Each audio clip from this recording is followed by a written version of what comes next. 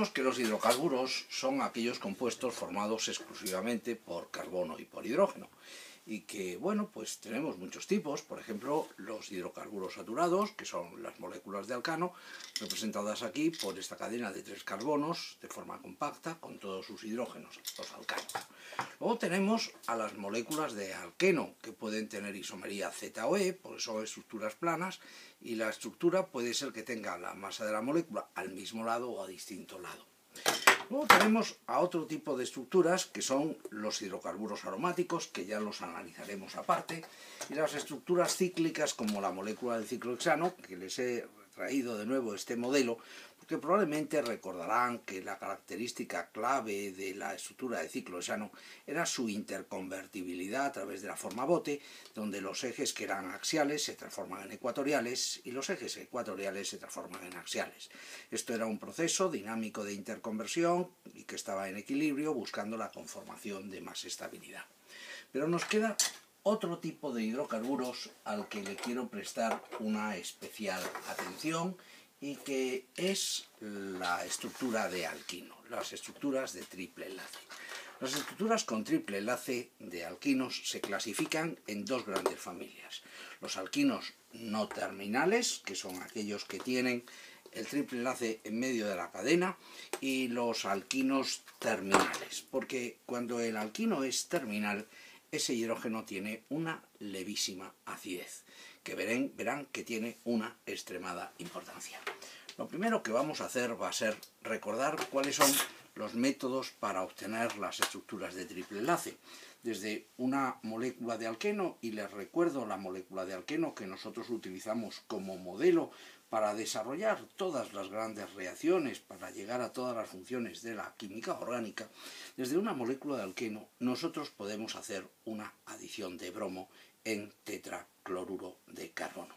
La adición de bromo en tetracloruro de carbono nos conduce al derivado dihalogenado vecinal, al bicdialuro. Si a esta molécula ahora ustedes la tratan con una base poderosa para que se desarrolle una doble reacción de eliminación, eso les llevaría a la formación de la estructura de triple enlace. Podrían objetarme que si la cadena carbonada hubiera sido más larga, pues la pérdida de bromhídrico, en vez de hacerse internamente, podía haberse hecho externamente, se podía haber hecho hacia afuera, y que, por tanto, en vez de constituir un triple enlace, nos hubieran conducido a la formación de un sistema diénico.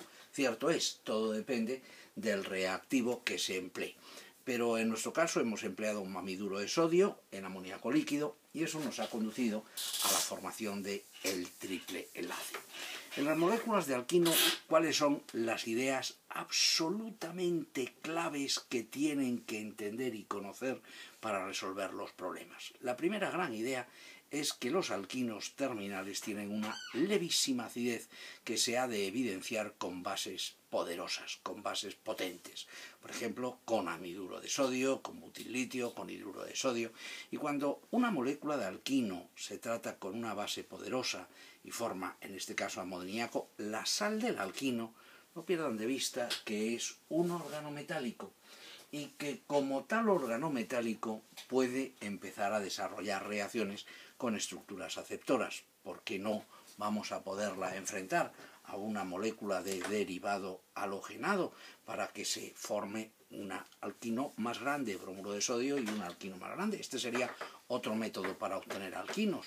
O por qué no hacerla reaccionar con la molécula de formaldehído, o con la molécula de epóxido, o con la molécula de aldehído, o con la molécula de cetona, o con la molécula, cualquier aceptor daría reacción. Bien, pero vamos a quedarnos con la molécula de alquino que acabamos de obtener. Entonces ahí tendríamos otra segunda gran línea de reacción, que son las hidrogenaciones. Si al triple enlace lo hidrogenan suavemente, meten solo un mol de hidrógeno, puede ser que los dos hidrógenos entren por el mismo lado, y al entrar por el mismo lado, el alqueno que se forme sea el alqueno con isomería de tipo Z. Pero también pueden conseguir que entren los dos hidrógenos por lados distintos, y por tanto el alqueno que se forme sea el alqueno con isomería de tipo E. Eso va a depender del reactivo del que ustedes hagan uso, porque si emplean, por ejemplo, hidrógeno, paladio, envenenado, soportado en sulfato de bario, envenenado con quinolina, azufre, que es el famoso catalizador de Lindlar. Con un catalizador de Lindlar, el hidrógeno entra por el mismo lado y el alqueno se nos forma con isomería de tipo Z.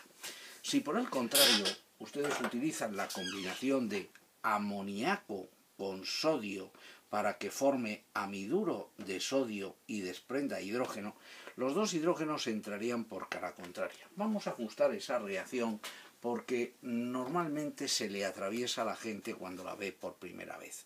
2 de amoníaco con 2 de sodio forman 2 de amiduro de sodio y libera hidrógeno 2, hidrógeno naciente. Ese hidrógeno puede entrar por cara contraria y por tanto obtener el alqueno con isomería de tipo E como hemos establecido. Pero nos queda, o he dejado para el final, debido a que entiendo que es la más llamativa, la más importante, las reacciones de hidratación de los triples enlaces. La molécula de alquino se puede hidratar con orientación Markovnikov o con orientación anti-Markovnikov. Si ustedes le hacen la adición de agua en un medio ácido catalizada por una sal de mercurio, recuerden, agua y un medio ácido y una sal de mercurio, sulfúrico, sulfato mercúrico, clorhídrico, cloruro mercúrico. Cuando hacen esta reacción, el triple enlace adiciona agua con orientación Markovnikov. El producto de la adición de agua deben observar que es una estructura enólica y como probablemente recordarán, los enoles son completamente inestables, lo más normal es que sean inestables y que por tanto desarrollen un fenómeno que se conoce con el nombre de tautomería, desmotropía o prototropía, donde hay una resonancia sumada a una transposición. El doble enlace carbono-carbono cambia de sitio, hace la resonancia y el átomo de hidrógeno también cambia de sitio. Por tanto, al hacer esta resonancia más transposición se nos transforma en una acetona.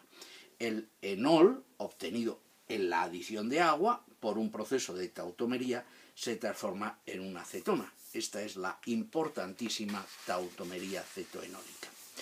Hay otra manera de lograr la hidratación de los alquinos que se hace con diborano, disiamilborano, diciclohexilborano, con los compuestos derivados del boro. Por ejemplo, vamos a emplear un disiamilborano, que se lo pinto de esta manera de forma abreviada, y que el mecanismo es un mecanismo concertado, con esta orientación por motivos estéricos, pero también por otros motivos que no hacen al caso. Obtendríamos este compuesto al que se le somete a una hidrólisis con peróxido de hidrógeno alcalino. Hay una rotura con peróxido de hidrógeno alcalino a temperatura ambiente y esa rotura nos va a llevar a la formación, que es lo interesante, del enol, pero del enol anti-Markovnikov. Y este enol anti-Markovnikov, inmediatamente por el proceso de tautomería, desmotropía o prototropía, al hacerle la tautomería se nos transformaría en una función de carbonilo. Bien, visto el esquema general de las moléculas de alquino, vemos que los alquinos pueden dar origen a las siguientes transformaciones.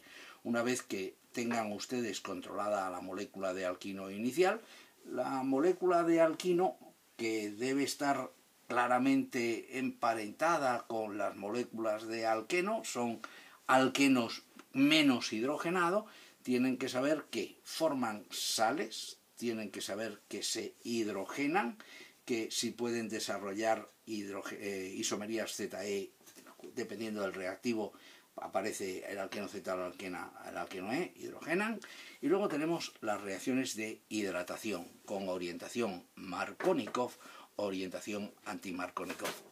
La orientación Markovnikov se consigue con agua en medio ácido y en presencia de sales de mercurio, mientras que la anti-Markovnikov se consigue con reactivos derivados del diborano, con diborano reactivos derivados del diborano.